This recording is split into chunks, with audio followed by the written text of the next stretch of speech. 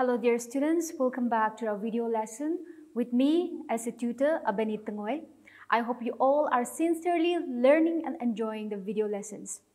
Today I'll be doing alternative English for class 12 prose section starting from chapter 1, that is Letter to My Daughter, written by Jawaharlal Nehru.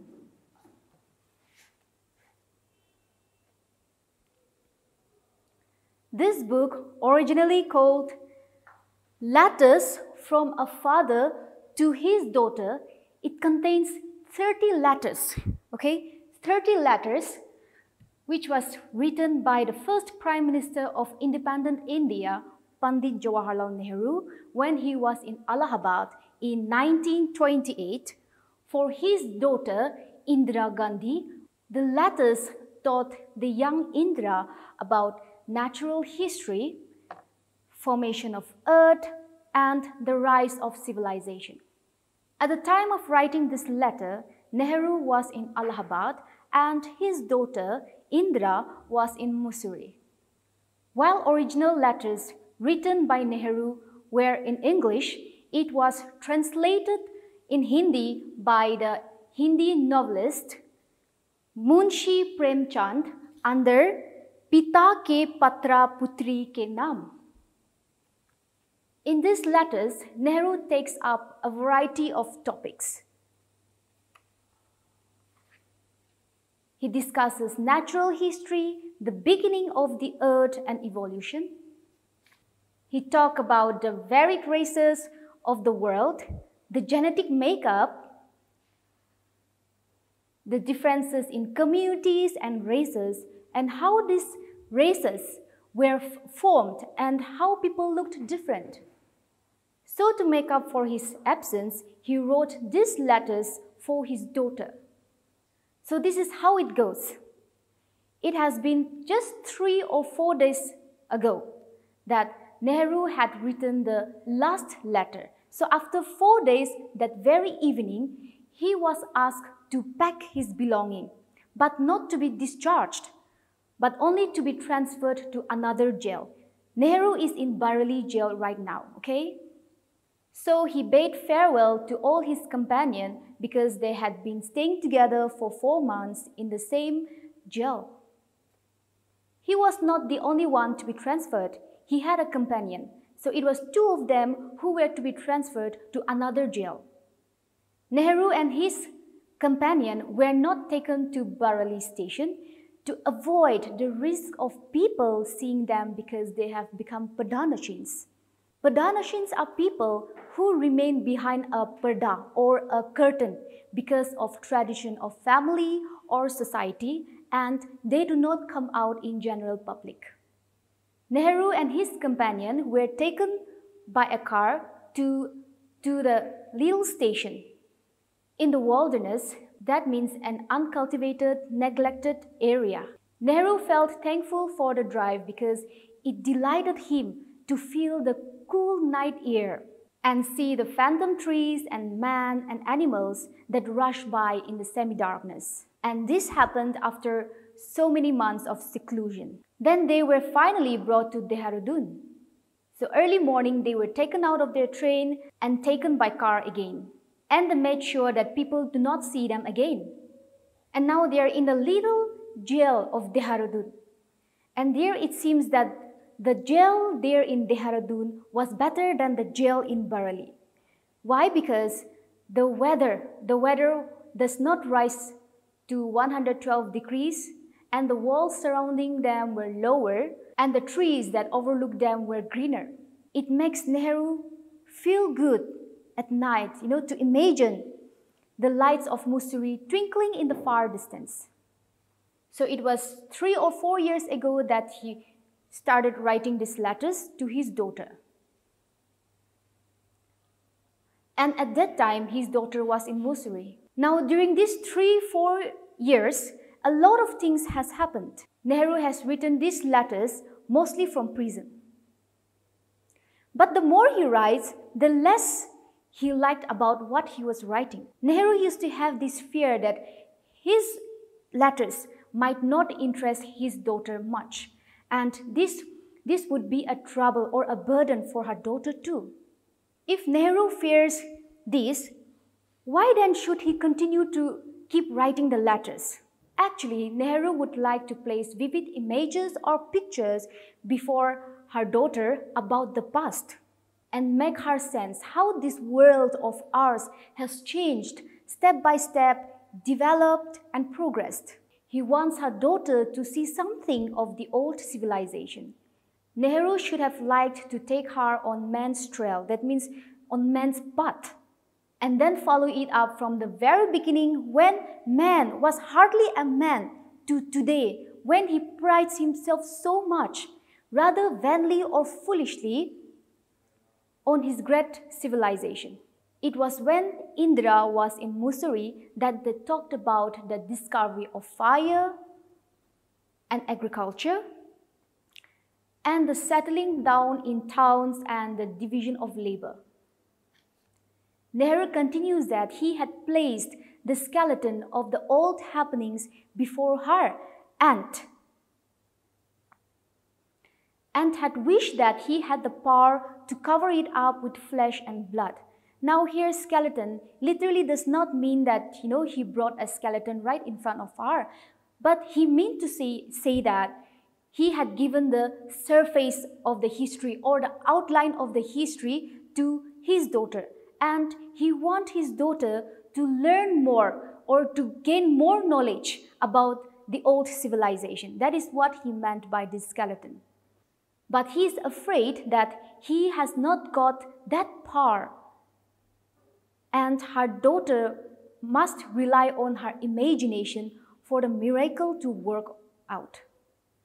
He then questioned himself, then why should he continue to write the letters when he knows that his daughter can learn about the old civilization or history through good books?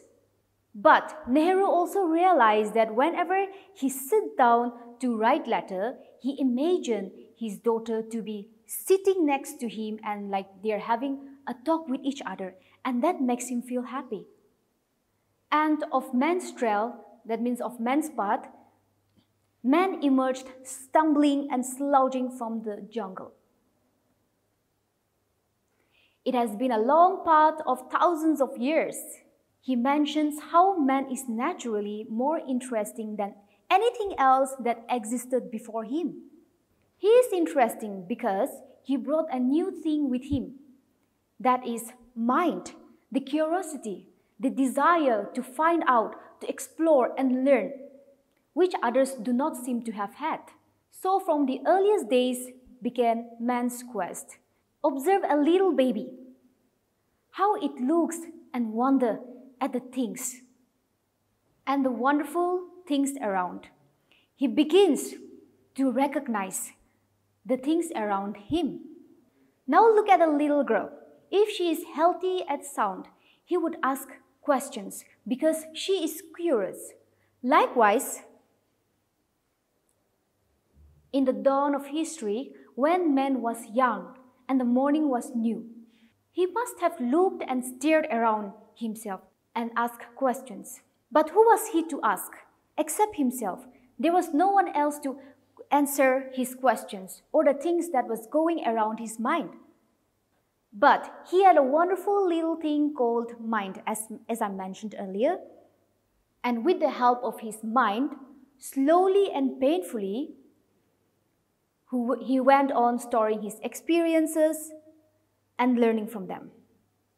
So from the earliest days, man's quest has gone on. And as he discovered vast new territory, he learns that he is still far from the end of his quest. That means the more you learn and discover, you realize that the more you need to learn, and that there is no end for discoveries and learnings. And so for thousands of years, men have tried to answer many questions. Religion, philosophy, and science has given their own answer from its own perspectives. Nehru also admits that he do not know most of them. Religion has attempted to give a complete and dogmatic answer. That means answers relating to a strong set of principles regarding faith and morals.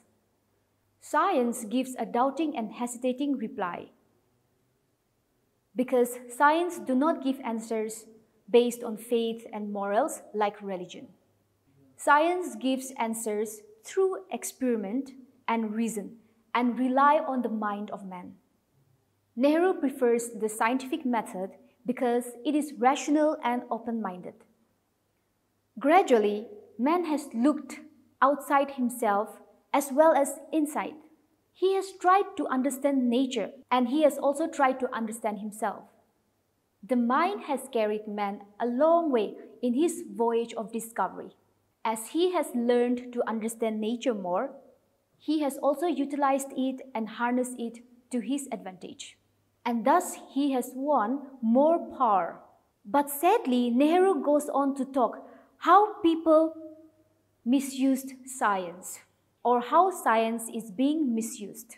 Science itself has been used chiefly to supply himself with terrible weapons, to kill his own brother, and destroy the very civilization that he has built up with so much labor. So that simply means that the effort that we have put in civilizing ourselves is destroyed or can be destroyed in the blink of an eye because of how we misuse science. So we must be very careful in whatever we are doing with the invention and discoveries that we create through science by using our mind. So students, this is the end of our explanation. I would like to discuss some textual questions with you now. Why was Nehru not taken to Bareilly jail or not taken to Bareilly station? Nehru was not taken to Bareilly station because they want to avoid people seeing them, for they have become Padanashins. So I've explained that Padanashins are people who remain behind curtain or parda because of tradition of family or society, and they do not come out in the general public. How did man make sense of his new surrounding?